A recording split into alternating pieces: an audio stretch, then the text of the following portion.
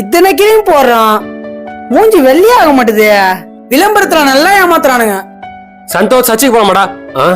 டேய், என்னடா பொம்பளைங்க மாதிரி இத்தனை மேக்கப் பொருள் வச்சுக்கிறா?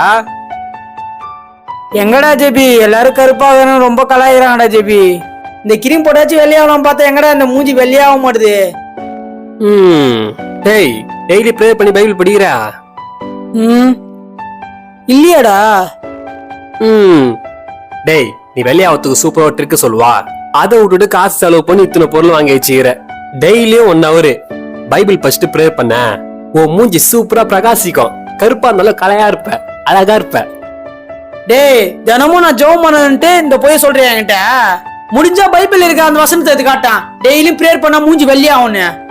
டேய், மோசே 40 நாள் உபவாசம் போட்டு ஜெபம் பண்றதுக்கு சீனாய் மலை மேல போறாரு. அவரு ரிட்டர்ன் வரும்போது அவர் முகத்துல எவ்வளவு பிரகாசம் தெரியுமா?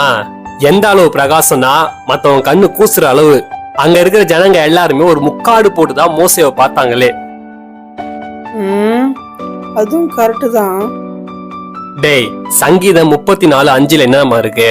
அவரை நோக்கினவர்கள் பிரகாசம் அடைந்தார்கள், அவர்கள் முகங்கள் வெட்கப்படவில்லைன்னு இருக்குடா. அதாவது நீ டெய்லி அவன் சமூகத்துல போய் உக்காந்தனா உன் மூஞ்சி பிரகாசம் அடைவது மட்டும் இல்லாம நீ எந்த இடத்துல வெட்கப்படவும் மாட்டியாண்டா. அட பாவி, இத்தனை நாளா இந்த ரகசியம் தெரியாம போச்சாடா. காசு குத்து இவ்வளவு கிரீம் வாங்கி வேஸ்ட் பண்ணிட்டேனடா. டேய், ஃபீல் பண்ணி ஒரு பிரயோஜனமும் இல்ல. இனிமேச்சு டெய்லியும் பிரேயர் பண்ணி பைபிள் படி. வா, சர்ச்சுக்கு டைம் ஆயிடுச்சு, கிளம்பலாம்.